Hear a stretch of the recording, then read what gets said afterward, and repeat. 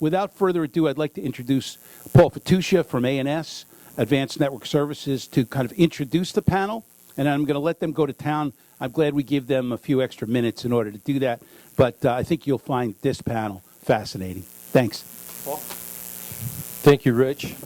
We really appreciate everything that you've done for us, and we really are glad to be part of this and introducing the panel today. I don't know if you can hear me. But good afternoon, everybody, and thank you for all attending our panel today, A View from the Top. My name is Paul Fettuccia. I'm from Advanced Network Services. I am both honored and grateful to be here to present this distinguished panel. This afternoon, you're going to hear from these top industry experts coming from both the financial industry, top real estate, developers and owners throughout the world, as well as some network service providers. You know, today we find ourselves in an exciting time in our industry. Several things that are going on that are really changing the dynamics of what's going on. The old cliche, the times they are changing, has a whole new meaning today. As business owners, as real estate developers, and as facility and IT professionals, we find ourselves at a quandary on what kind of network do we want to deploy in the future. We really need to maximize our investments as well as making sure that we take care of the ecosystem of both employees as well as our tenants that we service every day. I know that our panel is going to be able to shed a lot of light in that area. A&S is proud to be a leading provider of network infrastructure services. We've been doing it for well over 30 years, both for the carriers, federal government, and also a bunch of enterprise customers. You know, simply put, we are just trying to make a great eco-environment for our customers every day. Without further ado, I'm going to hand the mic over to Jennifer, who is with Wells Fargo, and she's a distinguished panelist. Seen her talk many, many times, and I'm sure you're going to get a lot of information. Thank you very much. Thank you, Paul. That was such a nice introduction. Let me make sure. Am I on? Okay, I'm on. Oh, sorry. Terrific. Great. Well, thank you. I want to thank Rich for inviting me to be this moderator to this great panel. I, too, was at Metro Connect this week, and a continuous underlying theme is the infrastructure and the fiber to, you guys can hear me, right? Okay, fiber to get there, as well as the connected buildings. So I am really privileged to be a part of this great panel and just meeting these gentlemen for the first time just over lunch. But I have a whole lot to learn. I think I'll take copious notes at this panel myself. So with that, I'm just going to let everyone introduce themselves, and we're going to jump right into questions. Marc, you want to start? Thank you. Thanks, Rich. Thank you for sponsoring the event also. My name is Marc Gittleman. I am a real estate owner in Los Angeles. I'm the former chair of BOMA in Greater Los Angeles, which is the largest organization representing commercial office, and I'm also the founder of an ISP, which is the fastest growing ISP in Southern California. So I wear hats that range across the board, but am focused on driving value in real estate, and that's what we're here to talk about today. Great. My name is JP Flaherty. I'm with Tishman Speyer Properties, which is a large real estate developer and operator. We operate in the U.S. and across a number of markets around the world. And I handle for the company our smart buildings, energy procurement, sustainability, and ESG areas. Ken? I am Ken DiScipio with the Tavistock Group. Spent 30 years as a service provider, 16 of those years with CBRE. I remember when I started, they actually pointed out the fax machine and said, only use it in an emergency. And I don't think your mic, yeah. And so they pointed out the fax machine and said, only use it in emergency. And today I'm building a VTOL takeoff and landing, vertical takeoff and landing transportation. It's in design and permitting right now. We've got the only 8 autonomous shuttles in the country on public roads, mixed-use public roads. We just launched a 5G network over 17 square miles in our smart city we're building in Orlando. And, so I run business development and strategic relationships. Great. And John? My name's John Gilbert. I've been working with the Rudin family in New York for the last 27 years as their chief operating officer. We own and operate roughly 15 million square feet, 10 of it office, 5 of it multifamily residential.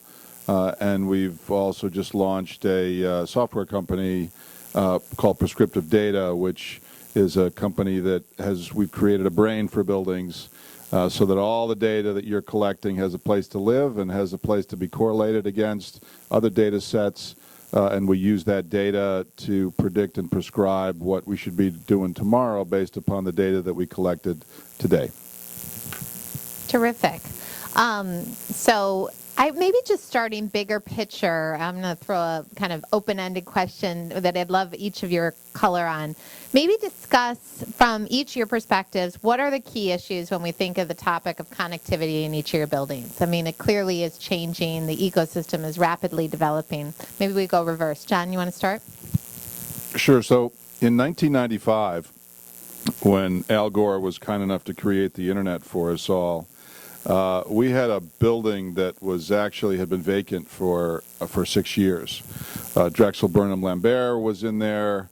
Then U.S. Attorney Rudy Giuliani caught Michael Milken with his fingers in the cookie jar. They went bust, and we sat for 6 years without a single tenant.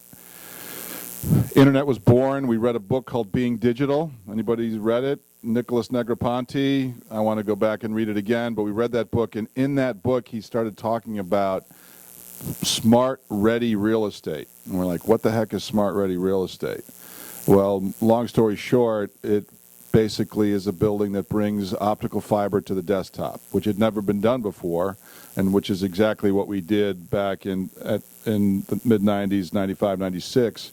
And 55 Broad Street, after being vacant for 6 years, leased up in 18 months. So we used to say, it seems like ancient history, but that the old real estate adage of location, location, location, after 55 Broad Street will forever be changed to location, bandwidth, location. Because if you didn't have that connectivity, if you couldn't access those global marketplaces, if you couldn't digitize your product and get it out there to the world, then you weren't going to survive. So we've been doing this, and then, so the secret sauce was carrier neutral risers. Carriers get a just plug-in infrastructure. Tenants get a choice of carriers, and we get to sleep at night knowing that I'm not going to have spaghetti in my vertical risers. And we haven't looked back from that, and then got into the software business. So connectivity, hugely important. It's the number one item that a tenant asks for is how much bandwidth can I get? And if you're not doing your job in terms of providing that and working with the carriers, we do share a customer. And if we're not working together to make them happy, then we're both idiots. So we look at it a little differently because we're actually building a city. So we have three components of the city. So we have the residents that live there. We have the occupiers who occupy commercial space, whether it's retail, industrial, office. And then we have visitors that pivot between, depending on who they're visiting. They're there for an experience or they're there for visiting of a resident. And so we look at it as we have to have seamless connectivity between all three, right? So you have to be able to start a phone call in your car, get to your office, leave your home, get to your office. And so it's been very important for us to offer that bandwidth as we've built out the project. So one of the first moves we made back in 2006, the decision to actually run fiber. So we've got 23,000 miles of fiber on this first project, which is called Lake Nona. So building off what John said, we very much saw, although a little later than John and his team saw, the value of the carrier-neutral fiber riser, and so we early on went in and put that type of infrastructure in the majority of our buildings, and that gave our tenants the ability to choose multiple carriers and get the speeds they wanted. That was not by any means easy, but we could control that outcome because I can control from the point of entry into the building to the closet on that floor, and then the tenant runs to that little box and we're good to go. The challenge has been more broadly places where we can't control our own destiny, which is really in the wireless space, because there we have to work with the carriers.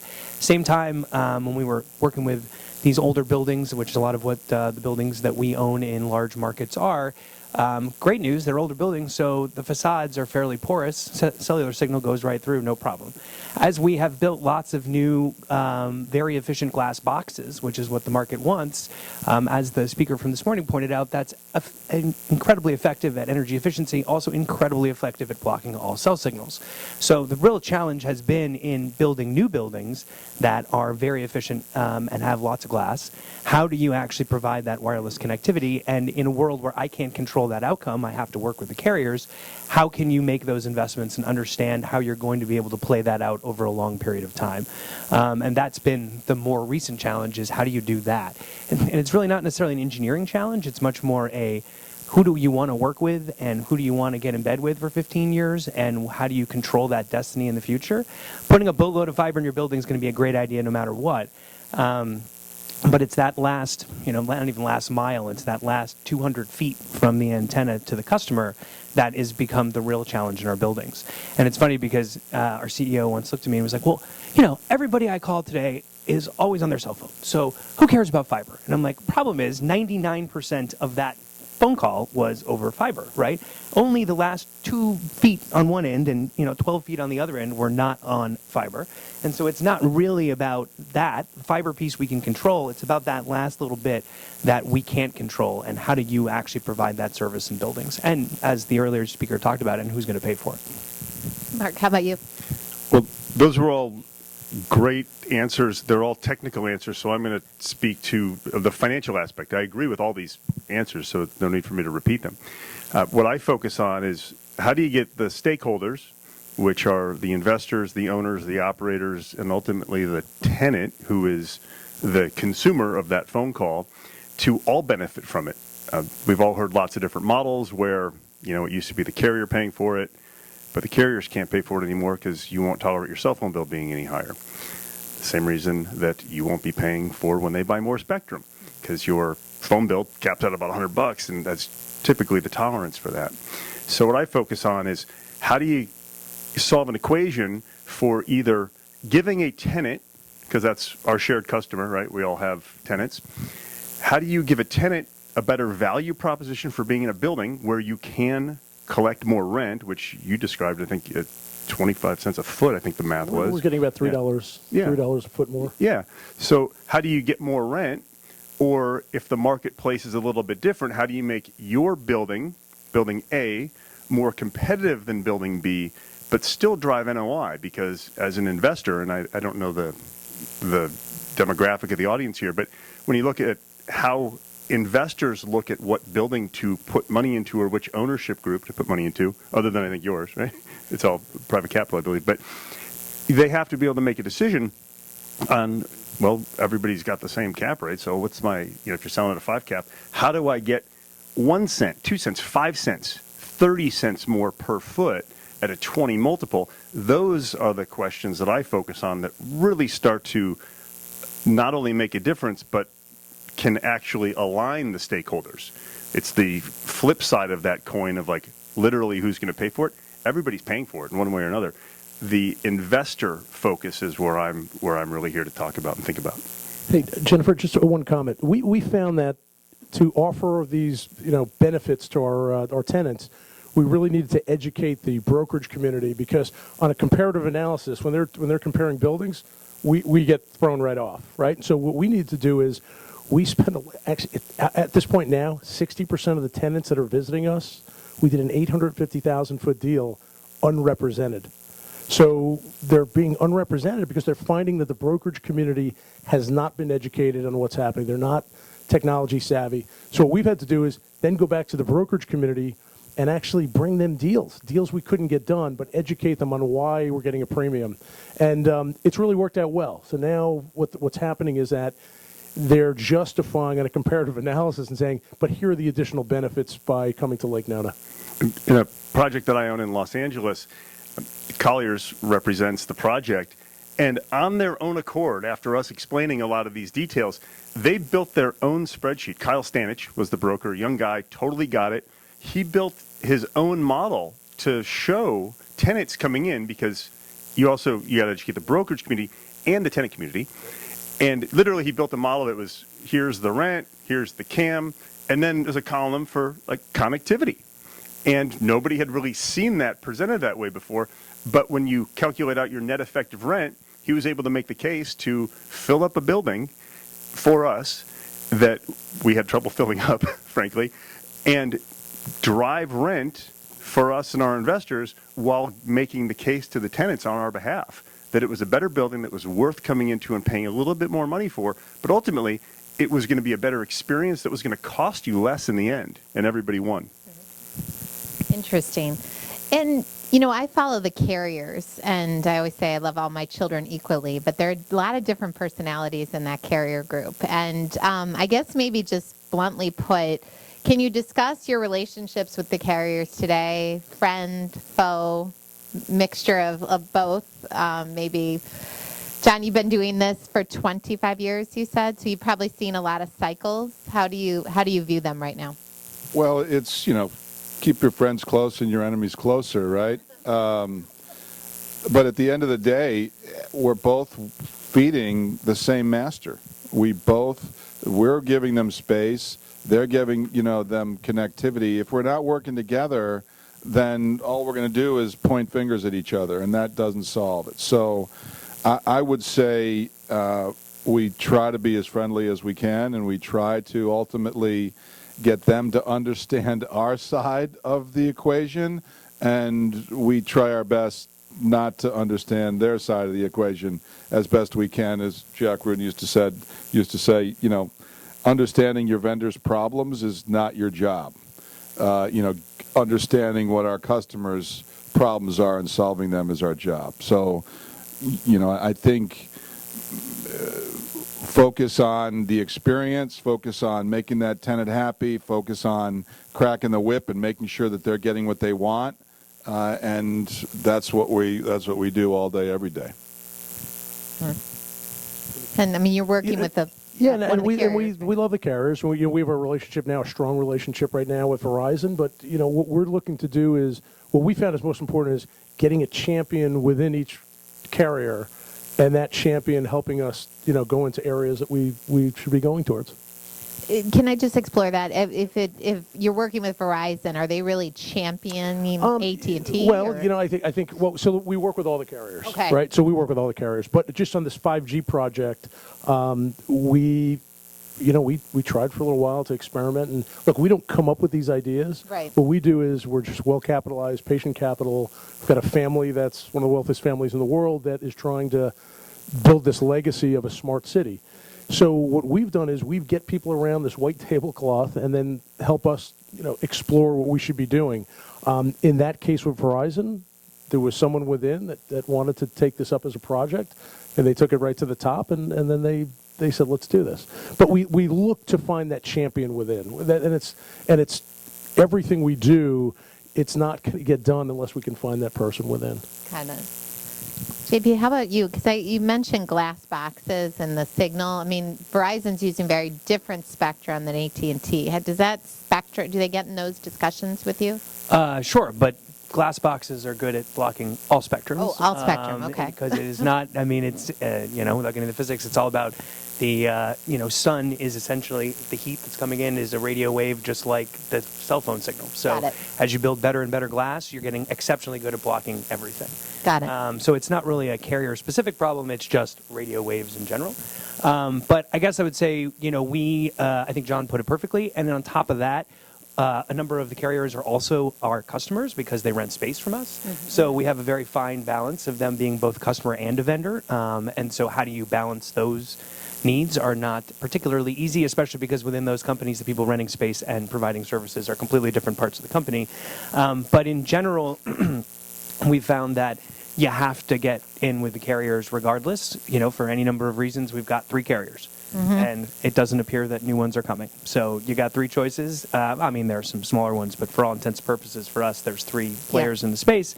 And so you can't really be in the business of alienating any of those guys. You have to make sure that you have a good relationship with all of them. I think the biggest question we have is, again, what's their true thinking about investing in our buildings right now on a capital and time frame basis. We've had some carriers, kind of vacillate on what their business strategies are and choose to invest capital here one day and then 3 years later decide that's not the business they want to be in. Right. And so it's been a challenge to get a singular vision from the carriers on where they want to go, and real estate is a long game. Right? You're signing leases for 10, 15, 20 years. Our hold periods are for those types of time frames as well. And so, do you know that one of those carriers is going to, can they say with any confidence what they want to do 14 and a half years from now? Got it. And the answer is no. So how do we make that call as to where we want to go in these very long time frames that leases and license agreements lend themselves to? How about Marc? You have an interesting, because you're kind of a lot more nimble. I mean, I know you have the real estate and the telecom, but are you kind of getting in their kitchen a little bit to stir it up? Well, let me just speak to the real estate part for a second. Who remembers Lily Tomlin on SNL as the phone company, as the operator? Yeah, one ring. Yeah, there goes Cleveland, right? Like, if you haven't seen that, just Google that, and it's the foundation for the natural tension that currently exists between carriers and real estate owners, because it used to be that AT&T, if you remember, like, owned the phone. Like, it literally said AT&T on it, or Bell, or whatever it said. And they owned everything in between. Then it was deregulated, and then you had the risers and the problem of LACs and CLACs and ILACs, and, like, everything became a mess. And carriers, for the most part, enjoy isn't a good word, but enjoy a reputation of not working well at scale with owners across lots of different markets. The portfolio that I managed prior to starting a telecom company was a 4.5 million square foot portfolio in LA. So not the largest, but like the third largest. And everybody hated the carriers because they still came in with, like, we're not going to sign an ROE. That was AT&T's position in like every building in Southern California. You could maybe get Telepacific to sign, right? Smaller company. But they wouldn't sign the rights. They wouldn't agree to what was happening in the building, but they would come in and do anything they wanted, including sometimes disconnecting other customers and causing problems, taking house pairs. So all those things from a real estate operations standpoint caused all sorts of problems with the common customer, who was the tenant. So now we're at a point where, unfortunately, most of what I see is it is a singular direction of the ownership groups trying to educate the carriers on how they need to behave in the building. Because getting to the building, just like the signal, just like the wireless signal, the carriers have figured out. They don't need the owner's help with that. But now that owners are starting to understand not only the rights they have, but the need to deliver services to the tenant, not literally the owner delivering it, but they're the first ones that hears if something breaks. It's the ownership groups that are pushing the carriers to say, look, if you're going to come into our building, we need to meet you halfway. Here are the rules you're going to follow, and in turn, you're going to be one of 3 or 4 carriers, and you're going to get to the customers. Got it. Interesting. Yeah, I follow the carriers, as I mentioned, and none of what I just heard surprised me. But I have a feeling there's more you could say that. So. And I can answer your first question. Oh, sure. We built an entire business around the model that people hate AT&T. Like, maybe you get, yeah. maybe Marc just said it. So short answer. Yeah. Okay. How about technology? I'm reading the Bob Iger book, which I'd highly recommend. And one of his rules for leadership is innovate or die. It's just equal as that. So, John, I want to ask you a little bit. I think you called it brains for buildings when we're sitting at lunch, single pane of glass. Do I have that right? Can you talk a little bit about the innovations you've had to make or willingly made to get ahead of the changing needs of the tenants? Sure. So it started with connectivity. How do we get fiber to the desktop? We figured that out. We then, in 2009, were approached by our local utility, Con Edison, and that we walked into it. They got a bunch of money from the Obama stimulus package. Let's make the grid smarter. Let's prevent what happened in August of 2003 when 55 million people lost power from ever happening again. That had nothing to do with too little supply or too much demand. It had everything to do with the grid being binary and dumb, seeing something coming at it, and it had only one choice, which was to shut down. So we walk into this meeting, and up on the screen there was a graph showing the voltage and what was going on in the grid literally 45 seconds before the lights went out in August of 2003. and they posed a very interesting question to us, which was, we, Con Ed, had a 45-second early warning that something bad was going to happen. We want to give you, Rudin, and your friendly and unfriendly competitors at least 30 seconds of that early warning. Do you want it? We're like, yeah, we can program our elevators. You give us the signal. They go to the nearest floor. They let people out. Lights still go out, but nobody's stuck in elevator and 10 million square feet of space, which is and then we're using our emergency generating capacity, lowering those things down one by one. So 2 thumbs up. We walked out of that meeting, and I said to Gene Beinberger, my SVP of Ops, I said, Gene, how are we going to do that in 30 seconds? He says, I have no idea. And so we looked at each other. We said, you know what, let's go sit down and talk about this. There's a little pizzeria around on 14th Street from Con Ed. We sat down. I pulled my early iPhone out of my pocket, put it on the table. We started talking, and I looked at it, and I said, this thing has an operating system. Why don't our buildings have an operating system? If they did, we could take that external data feed and make it actionable within 30 seconds. Let's go find the people who have built this, because it's such a common sense answer to a complicated problem. Somebody must have done it. We searched and searched and searched. Nobody had. We looked at each other. We went to the Rudins and said, we need to build this, and we did. And the reason we said it had to be people call it single pane of glass, single integrated platform, because what we saw happening was, I got a point solution for this, I got a point solution for that, I got a point solution for this, and one for that. I'm going to die a death of multiple dashboards. And no one's going to look at any of them. So what we needed was a single integrated platform. All data within the building had a place to live, nice little data lake, data pond, data ocean, whatever you want to call it. And then, most importantly, we could correlate those data sets against each other. We have a building, 40 East 52nd Street. BlackRock is the major tenant. Literally, when you walk with the first person going to the 6th floor, they've got 18 floors of the 28 floors in the building. Those DX units on a floor-by-floor basis do not start until that first person badges in with their phone. We're saving in that building. We've cut our carbon by 44%. We've cut our electric by 41%. Our steam consumption by 48%. BlackRock, on top of that, saving 30% additional energy, simply by correlating data sets that never talked to each other before. So innovation, understanding, it really all starts with a question. It's not like, okay, I think Garth Brooks was talking about, just sit down and write an anthem, right? It comes to you. You've got a problem to solve. You have a question that needs an answer. And then that leads to another, leads to another, leads to another, and that's ultimately what innovation is all about.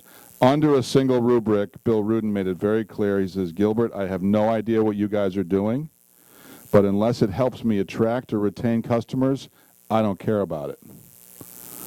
So it has to solve a problem. It has to be a problem that's relevant, that people care about, and that ultimately innovation flows from that, because none of us, JP said it, we're in the hard asset business, but guess what? The people who work in those hard assets are changing their business model every single day. And if we're not ready to meet that with the proper infrastructure, the proper telecommunications, the proper connectivity, the proper software, climate, all of us need to understand, in one week, Davos, Facebook, Microsoft, JP Morgan Chase, and the fourth one I can't remember right now, all said we're going to be carbon neutral in 2 years. That has a huge impact on what buildings they're going to be willing to lease and take space in. So if we're not ahead of that, and JP and I spend a lot of time on this issue, if we're not ahead of that, if we're not focused on that, if we're not figuring out the proper infrastructure and software, then shame on us. You covered a lot of ground there. It's hard to go next. Now, so I'm going to take it in a little different direction. So we feel, in terms of our technology investment, is so important. We've actually been investing in companies that are incubating 5G. We have a 5G incubator opening. If you look at our investment with something like ViewGlass, which we talked about slightly, We're putting view glass in 300,000 feet right now, and what's really neat, you're the first to hear it, but in 2 weeks from now, we've got 350 CEOs in town for a conference around health and innovation. We're actually going to light up the first public view glass where the view, you know, I could take, if that was a window, I could take that window and project my phone onto it, right? So all of a sudden, it doesn't just give us efficiencies. So we really take it seriously. I'll give you an example is when we ran a gig, which is now being increased to 5 gigs to all of our residential tenants in Lake Nona, what happened was we're going to hit 18,000 people in this one area of Lake Nona that we build in for the residents. We actually ended up with average household income in the United States is about $59,000 a year. Average household income in Orlando is $40,000.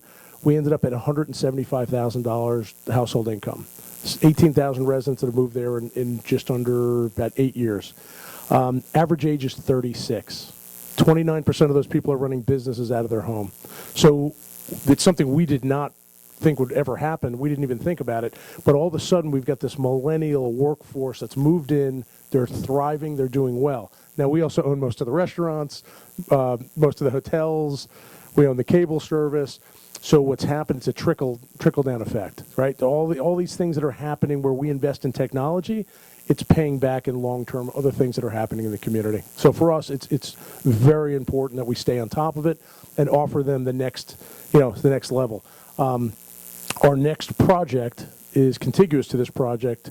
It's 100 square miles. It's a city called Sunbridge. So we're trying to think about what do we do at Sunbridge to stay ahead. JP, I assume with your buildings, many of them are new, right? So yeah, although we have a ton of old buildings as well. I think from innovation standpoint, taking it a little bit out of telecom, I would honestly say that one of the challenges we've had is that innovation in connectivity hasn't been where real estate has really been focused for some time, and there's lots of reasons why that is. But it's really been on the wireless side that it's been a challenge, as I mentioned earlier. We now realize that that's not innovation. We've got to do that to stay sort of market neutral. And we're just starting to get tenants now in large markets that are saying, wait a minute, I didn't write that I have a 3-carrier, DAS system into my lease because that's a Class A standard. You should be providing that no matter what. Now, of course, our view back is nice try, but that's why we have a lease. And so if that's important to you, you need to put it into the lease. What we're now seeing, though, is that, and we were talking a little bit about this at our lunch table, that the time frames by which you build buildings are long. And so, we just opened a building in Long Island City in New York that we penciled out and bought the land 8 years ago. So the original design, which from an architectural perspective all stayed the same, but everything that we were doing on a connectivity basis was, I don't want to say wrong, but 8 years later was not necessarily exactly where the market ended up going. And so when you think about building new buildings, it's a big challenge to figure out what everybody wants 7 years from now when you're actually going to open the building. And it's not that it takes 7 years to build a building, but it had to get permitted and we had to raise the capital and 7,000 other things happened between when we optioned the land and when we actually opened the front door. And so that's a long period of time to guess 7 years earlier what everybody's going to want later. And when we penciled that building out, nobody thought that that was a Class A market standard. I mean, DAS wasn't even part of the development budget. In fact, none of the development team had ever heard of it. Now, we had people in our companies that understood it very well, but it wasn't getting to the development team saying you've got to, put, $1 a foot into that design. So anyway, that's been more of a challenge for us in new construction, and I think that enabling the sort of that backbone of connectivity is just what you have to do now. I wouldn't even call that innovation. Innovation in that space has been, at least for us, much more driven by the fact that and this is a little outside of this conversation, but it's really been about hospitality and how we treat our tenants within the buildings and what their expectations of real estate are, which have changed dramatically. Connectivity is just one piece of that, but people don't want a lot of what has been the traditional real estate model now. And so we need to have all sorts of different things in our buildings that we didn't used to have to do before. The obvious answer is, we need a gym, but everybody had a gym long ago. Now it's you need amenity spaces and clubhouses and conference centers and greeters in the lobbies and security guards that have been trained by hospitality and all sorts of other things that are driving the real estate industry to all sorts of new outcomes. Connectivity just being one of those things that we now have to provide to be a Class A building. I think the good news, at least for Tishman Speyer, is that we are all in top markets and we only own Class A buildings, so we generally get rents that can support these sorts of things. But a lot of the questions that were asked earlier about how do you make this pencil out, it's not going to be the Class A building in New York that gets $85 a foot in rent. There's plenty of money in that building to figure it out. It's a whole bunch of other buildings where that isn't going to pencil out, and how does that end up playing out in the future? Marc, how about you? I mean, all your properties are on the West Coast. Am I right in saying that? Or, All the properties that I invest in? yes. Yes. Yes. So, Absolutely. I mean, I assume they're more tech savvy and innovation savvy than the typical person. What are you seeing the need to invest in to continue to differentiate your service? Well, I grew up in Minneapolis, where it was cold and dark like half the year. And when I moved to Southern California, I moved there for the weather. And being able to work in the amenity spaces that are underwritten, whether it's the gym, or whether it's the rooftop patio, or I see ownership groups like Kilroy. They're doing these massive rooftop parks in San Francisco. Being able to actually be productive in those spaces is what I see the most important element being. And we could talk a lot about the technology, but just from an underwriting standpoint, when you think about, like, what do you spend to build a really nice lobby? How much a foot? We're laughing at tens of millions of dollars. It could Where be, do you want that marble to come from? yeah, I look at that as a developer and investor with like an advertising metric, a CPM, a cost per impression. So if somebody's walking through that lobby, you have 2,000 people in the building, and they walk through that lobby, and the lobby costs $10 million. Like, you can talk about what it costs to make a more attractive lobby than your competitor, but your cost per use is obscenely high relative to any other place in the building, even though it could be the nicest place in the building. And a lot of times ownership groups don't think about it this way, and this panel probably does, because we have like people who are thinking ahead. But when you think about like what that lobby costs, or what that outdoor patio costs, if it merely is a place to, in LA, like smoke a vaporizer or whatever people are doing, they're making a phone call they can't make in their office. We all know that when people are on free Wi-Fi and they're working, they're just looking at YouTube. But like literally, like your data probably says the same thing mine does. But if you can't use that space as part of your workspace, your investment doesn't have as good of a return. And your investment being your capital investment, but also when you're trying to attract talent, when you are saying to a potential tenant, come here, because it's a glass tower. No offense, like no millennial wants to work in a glass tower. I don't want to work in a glass tower. I'm an investor in glass towers. I don't want to be in one. To be able to say, you can do the same work in the gym as you're getting ready for a meeting and you're like on your own network, or in the common area, or in the lobby that has the coffee bar, or in the rooftop patio, or whatever other amenity you use, the business case for spending all that money just became so much easier. So we're talking about, like, how do you pencil an investment that we didn't know we had to make 7 years ago? And that's the financial model that I bring that back to. It's if you can make that space usable, that's what we see tenants needing, then it's so much easier to not only spend the money, but to get higher rent for it. And it essentially increases their square foot. Exactly. Coverage, yeah. Every industry needs less space. Like, law firms are giving back floors. Like in LA, a lot of law firms downtown LA, and in a Class A high-rise, there could be a 4-floor tenant, and their law library was 1 floor. Do we have any lawyers in the building or in the room? Anybody been in a law library lately? We all have one in our, like in our hand. Right, exactly. And whether it's that, or there's people in the room that I've talked to you about in Texas, where oil companies, depending on what's happening with the price of oil, they're giving back a floor. There's owners in Houston that have empty, massive buildings because the oil companies have just contracted the space they're using.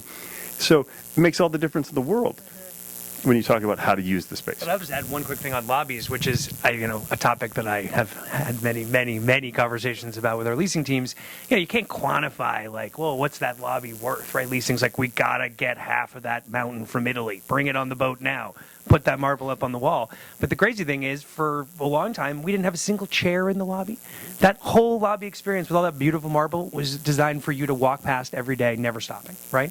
And so, to thinking about exactly to this point, adding connectivity in the lobby, putting in soft seating, that seems like a crazy concept. We'd let somebody sit in the lobby that we spent tens of millions of dollars in marble on.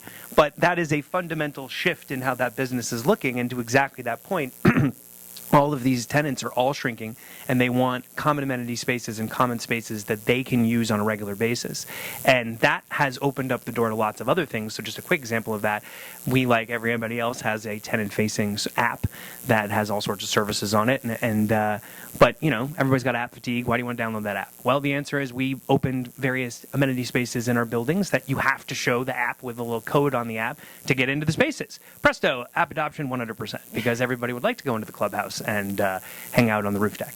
So there have been lots of ways that we have realized that you're just going to have to deal with the fact that every tenant's going to shrink 20% in the next renewal cycle. So, okay, what are we going to do about that? And how do you provide the common spaces that are going to allow people to find that outcome acceptable for most of their employees? So I'll just say one final thing about it. So the tenants are shrinking, but not everybody then can afford to build the conference room or whatever it was. So you have 5,000, 10,000 square foot tenant. That tenant in the right development can then have 50,000, 100,000 square feet of common area. And perfect example, we talk about you want to be able to go and be productive indoors, outdoors, whatever. And one of the owners in the room, I was in one of their buildings last week, they have a golf simulator in the basement, in this thing called the Vault. It was a space that, and I haven't talked to them about their development, but until they did that, probably wasn't very valuable space. But now, I went down there, and the place is full of people, and the natural abstraction to that is, who could ever, from a small to medium-sized tenant, have a training event or a company meeting where you're also at the golf simulator or the foosball table or whatever it happens to be, and that is the difference between being able to lease to a tenant and not. Mm-hmm. Makes literally all the difference in the world. Yep. We spent a lot of time going to college campuses and looking at the study environment, how are students studying and entering the workforce and giving them the option. So we do have golf simulators, by the way. It's not in the basement, but what we did was we want to be the last location when there's a blurb in the market. We're going to be the last location that people think about laying people off, right? We want to have the highest productivities with our tenants, so we really think about, I was involved in one of those first studies with IBM where they came back and they found out that their people only sit in their seats about 32% of the time. They couldn't believe it. They did the study again. It was 33%. Can't get power to it. I can't get connectivity. Well, now I can because I got CBRS. So it solves a lot of things that we've been bumping up against, and I look at it as manna from heaven, and the opportunity to exploit that from a wholesale standpoint, to bring the carriers and to bring the level of services. Google's big into it with their Buttonwood. You've got other carriers, or other providers out there that are really focused on this. So I think if I'm a property owner sitting in this crowd, one of the reasons why I'm here is to learn as much as I possibly can about what people are thinking about CBRS, because I think it's really an amazing opportunity for us as an industry to figure it out, increase ROI, enhance experience, and make ourselves more efficient. You can do all three things with CBRS. How about the carriers? Can I just get your opinion? Shouldn't it also be manna from heaven for them because they're essentially taking CapEx off their backs and taking it on yourself? Absolutely. I mean, it goes back to, when you put in those carrier-neutral risers, the infrastructure for those carriers, as long as you build it to a telecom provider spec, they will use that infrastructure. They may buy it from you, which we will sell it, we'll rent it. We're real estate guys. We'll do anything to make a buck, right?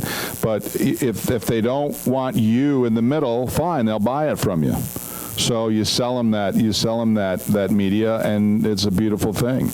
You know, glass is glass, light is light. Fiber is ultimately, you know, we can travel at the speed of light.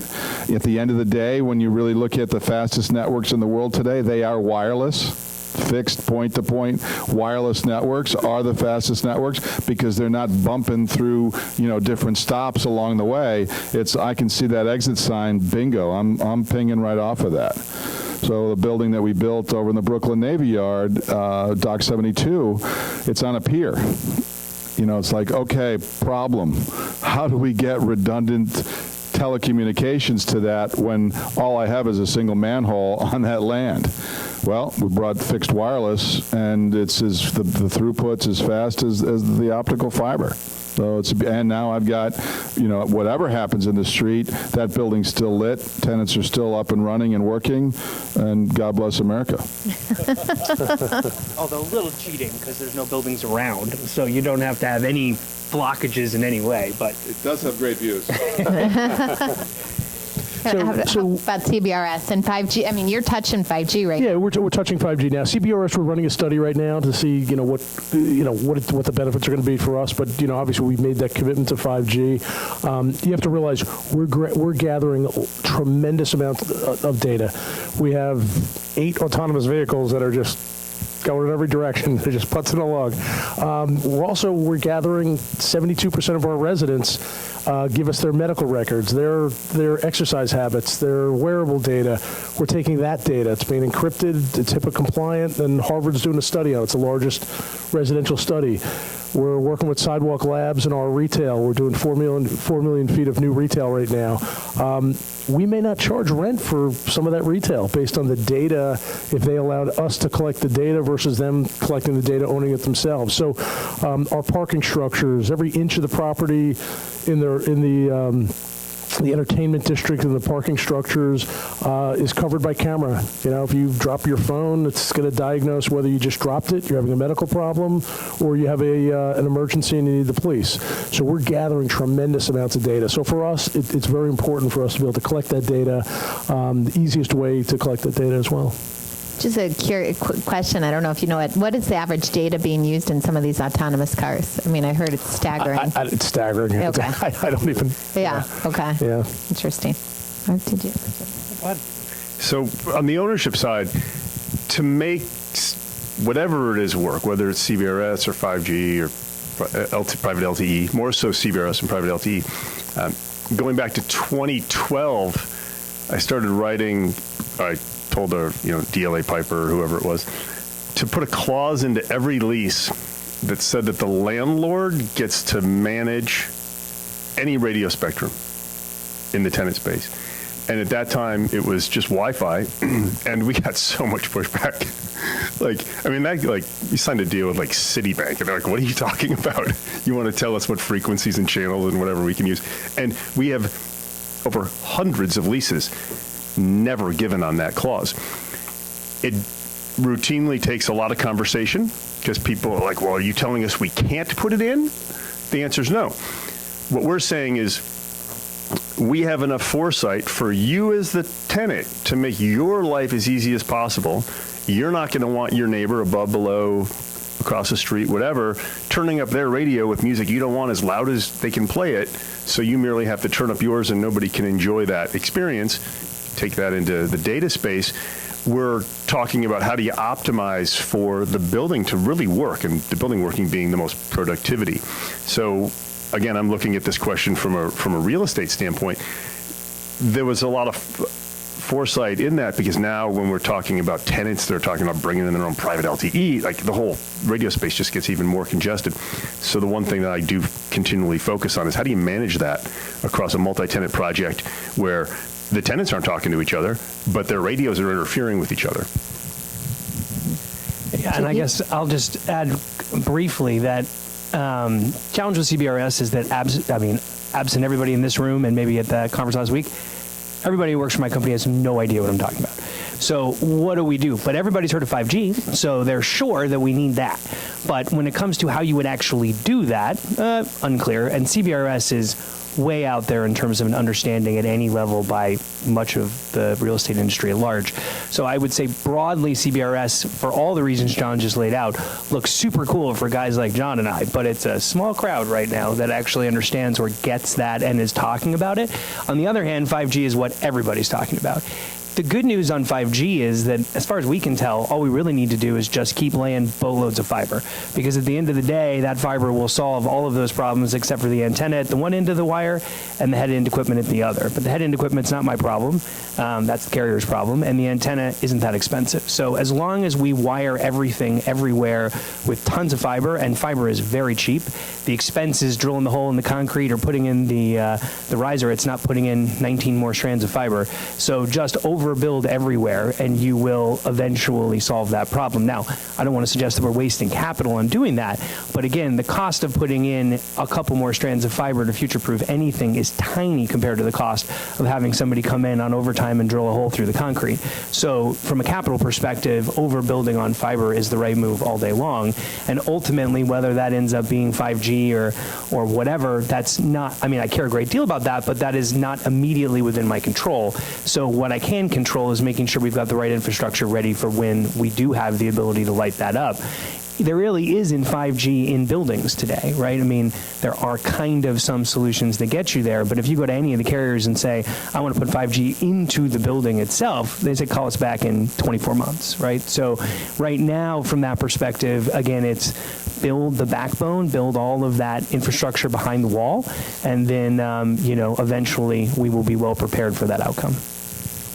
One of the comments you just made about the tenants aren't talking to each other, that was a big issue for us in terms of what we did was we needed the collaboration. We needed people. Look, there's so much going on at Lake Nona. What we ended up doing is we set up a C-suite council where once a quarter all the C-suite executives are invited to either attend or get on a phone call. Facilities managers have a call every month. HR has a call every month. IT has a call every month, and we've connected the tenants. And what it's done, it's really helped us sort of cement that bond to them staying there, but the communication. So what we do is we just facilitate those phone calls to those meetings every month, and then we just listen to what they want. And then what's helped us is, in terms of fulfill their needs and whatever we can do. Taking that data in. Great. I'm going to have one more question, and then we're going to open it up to the audience. Curious, when a firm approaches you about any of the connectivity products and services, what are the most important things that you want to know that they're offering, approach, skills, previous successes, other? Marc, you want to start? Well, again, mine's financial. How do we make money together? There are some models where a provider is getting the first dollar out. I don't find alignment in that. I look for solutions where, going back to literally the first thing that I talked about up here is like, how do you make the asset more attractive to investors and to tenants? You do that by aligning with other service providers that are aligned with your thought on that. And that is, we make money together, not you make your capital back, then maybe I will. We have to do something together for the benefit of the investors and the tenants. Right. John? Yeah, I think we look at it first and foremost of whether or not we think that service is relevant. And ultimately, we talked a lot to our customers and try to get from them, ultimately what they actually want. So we have an idea. Clearly, staying power is hugely important. I think JP talked about this. Is that you've got the choice of are you going to make a bet on a startup that may or may not get to Series B or C or D, and will die at Series A. So I think staying power is important, but really we're focused on, does this product enhance the experience that we're trying to express and aggregate for our customers, and that's where we start. John, thank you. I wanted to open up to questions because I think the audience is going to have a bunch of them. But before we go to that, it's my party, and I'll cry if I want to, so I can jump in. But one of the first people that encouraged me when I started Connected Real Estate and really helped me and talked me through how this all works was John Gilbert. And so, John, I owe you a big thank you for that, and I appreciate your being. And, nice people are nice to people who help them in the end, and it comes back. So thank you. Questions? Who would like to start? Sure. I've got a question. I'll borrow the mic. First of all, thank you. Great panel. Mark, you have shared with us your view that there's a retrenchment in real estate requirements from LA law firms and across the whole sector. I work for a company called SohoNet. We manage the world's largest private network for movie studios, post-production, visual effects. Oh, okay, good. So our customer base is exploding. Everywhere I go, I travel 3 weeks a month, and Apple and Paramount and everybody's always out in front of me trying to find more studio space. And when we wire buildings, we work with 52 fiber providers globally. One of the impediments that we find is, number one, is government permitting, especially in Los Angeles after the fires, and then in New York, it's unions, in terms of just raping people on cost per floor of dropping fiber through conduits. So there's a market that wants to expand, but these are two institutions that seem to be holding us back. What's your view in terms of their play in helping you to wire buildings over the next 5 to 10 years? It's a great question. Just out of curiosity, before you take the mic, Rich, what are you guys seeing per foot in a building to get your connectivity in? When we bring in connectivity, we bring in two things. So when we come in through an MPO and then up the riser, there's just a fixed cost, and then we have a recurring cost, and it's really all based across the cost of the fiber and then the just from a CapEx standpoint, like what do you see if you're going to come in and with well, the labor and the parts and everything? Yeah, we don't price by square foot, but I'll give you an example. So in LA, a 1 gigabit line is $2,400 a month. A 10 gigabit line is $4,000 a month. And movie projects, of course, have temporal lives. You know, Wonder Woman took 11 months. Bond 25 took us about 12 months. But other things are shot in only 3 to 5 months. The episodic TV tenants, they get sticky on a studio if there's, and never want to leave, if there's great connectivity and the show continues to be greenlit. So it's not so much our recurring costs, it's the cost of getting in and the time for government to issue permits to allow digging to happen. So one of the things that we've talked about up here, I think everybody said it in a different way, is we focus on, but not to speak for the whole group, but it sounds like I am, getting so much infrastructure in place in advance that when the need arises, the least friction is the part in the building. None of us can control what the city of LA does or Pasadena or whatever from a permitting standpoint, but we're focused on overbuild. In our telecom company, we're building data center grade infrastructure literally to the customer with on-site data center space. So that's how we think about it from a carrier. From a real estate operator standpoint, it goes back to having good relationships with the carriers to control the parts that you can control to make that process as frictionless as possible. Does that answer your question? I know it's not hyper-specific because I don't know the buildings and the actual places that you're having the issues. Maybe it'll help you. But we have a lot of great presence in LA, but does that answer what you're asking? It does partially. I think the permitting thing is our biggest concern, and that's just, it all derives from litigation. Maybe that's good for you guys to talk after the panel. Absolutely. Sure. Okay. I'll just add really quick. Sure. That I'm definitely not going to answer the union question, but I will answer the permitting question, which is that. Well, you don't want a big rat in your front yard? Well, definitely like two things not to talk about. One is unions. But I will say from the permitting standpoint, we look at it a little bit differently. I hate to say it out loud, but like we're in all of these very high barrier to entry, high cost cities.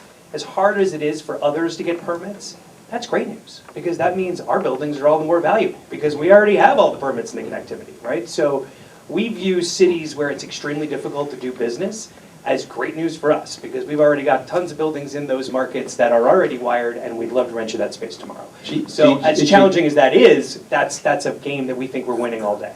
You sound like a tower owner. Yeah, it's great. Nobody can get permits, neither can they. So quick comment. In Orlando, for the last 6 years, 3 out of every 5 permits has been us. And so what we did was we actually came with a strategy to help the city to get more efficient, and it helped everyone. Because all of a sudden we were the bad guys to everyone. So. Further questions?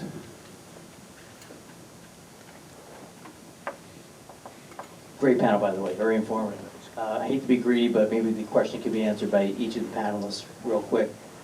What's your appetite to be a third-party operator yourselves and manage these systems and bill your tenants, or use the community of third-party operators that are here today? Well, we have something called Medical City. It's about 4 million feet of medical. Nemours Children's Hospital, the newest VA built, most advanced VA, HCA, and several others, about 4 million feet. And we needed to be the third-party operator. So just by default, if we can't do anything quick enough, if we can't find someone to do it, then we jump in and do it. We don't always want to be that person, but we'll jump in and do things if we have to. Well, correct me if I'm wrong, John, if you're going to be a CBRS operator, you are going to be the third-party operator to an extent, correct? I didn't say I was going to operate that CBRS network. We're going to look at it, but anything that has to do with lighting anything, we go the other way. The fiber that I run in our buildings is dark fiber. And I'll go do a deal because I don't want that tenant coming to me and saying, hey, I'm paying you $85 a foot for rent. Now you're my ISP, and that telecom went down, and I lost a $50 million dollar deal. I never wanted to create that rub. So everything from a telecommunication standpoint is either infrastructure or dark. So we would side on the side of, or go to the side of a third-party operator. And there's a financial reason for that too. You're long-term holders, but REITs can only accept, for the most part, rent and parking income. And if you want to pass a REIT compliance test, you don't want to be taking in esoteric income like telecom income. Also, when you go to sell an asset, you want the largest auction, the largest pool of potential bidders that you can get. I know that is obvious. That pool narrows very rapidly if you have things like a dry cleaner that you operate, that type of stuff. And telecom is one of those things. So financially, it makes sense whether you form your own entity to do it or find a true third party for it to be third party because you want to be able to capitalize the asset. That's a really, really good point, Mark, about that and how it narrows the pool. JP, I'll just add the same thing that John said, which is that we already have enough challenges with service level agreements for elevators, right? People are very upset that the elevator took more than 1 millisecond to arrive on the first floor every day. I don't need them to come to me and be like, some switch failed and you just shut our business off. Like, right, we have plenty of challenges with providing the services that we have today, whether it be elevators or the other mechanical equipment you touch in the building. And I don't generally want to be in the position where we have to have that responsibility for the tenants because there's too much money at stake, right? If they're like, oh, you turned off my internet, well, I'm not paying rent this month. Any money I made selling telecom services, I just vaporized for the last 4 years if I didn't collect rent on that space for a month. I mean, rent is so much larger of a portion of what you're making than any ancillary revenue that the danger of playing in that space is very high. It's fully capable. Mm-hmm. Exactly. It's fully capable, that's what I said. So one last set of questions, and I think this audience is most interested in hearing if they're approaching you, folks in the wireless business, are approaching you about working with you in your buildings on installing CBRS or 5G or 4G or whatever it might be, Wi-Fi, what is it that's most important for you as they come to you and try and talk to you about working with your organization? What's most important that they understand and that they deal with when they talk to you? If you could kind of each of us give that answer, that would be really helpful, I think, to this audience. The audience probably won't like it, but the worst word that an owner can hear is that you need an exclusive. If you're a good enough competitor and you have a good enough service and product, you'll win in the marketplace. And being able to beat out your competition is a very powerful statement. Ownership groups do not have total control necessarily. I mean, Rudin does, but don't have total control over the contracts that they sign, what the terms are. And anytime the word exclusive is in there, it is literally like a poison pill for a lot of deals. I would agree, but I also say false start, to start a project and then all of a sudden they go back and sort of look at, that's not the direction they want to go in, and we've had that happen a couple of times. Yeah, I agree with that. I think staying power, the ability to start a project and then complete it, huge. And then ultimately, if you're sticking around to manage it, then you still got to be there, in there with a swinging. I also think that an alignment of focus and alignment of goals is hugely important. you need to understand what the owner's goal is and vision is, and to see whether your product and the way you offer your product actually fits within that vision. That's really important to us. I'll just say one thing that, there we go. I never want to hear about your roadmap. Like, whatever you're selling me should be available now. And once we've established that the product you're selling me is available now, and we've agreed to a set of terms, then let's talk about your roadmap. But if the word roadmap comes up before you can establish, you can deliver what you're actually there to talk about, then that's an automatic red flag. Gotcha. Well, we are out of time officially. We have another panel starting in a few minutes, a couple of housekeeping items. First of all, thank you to Paul and A&S for sponsoring this panel. Thank all of you for being on this. I promised that we would do this as a hard-hitting set of panels, that you really get something, and you got it from the horse's mouth on this one. For everybody here, we have a CBRS panel at 9 a.m. tomorrow. I think that's going to be a really interesting one, and I hope all of you will join us for that. I want to thank all the panelists who came, Jennifer especially. Thank you so much for moderating this, and thank you all of you, and we're on to our next panel. Thank you.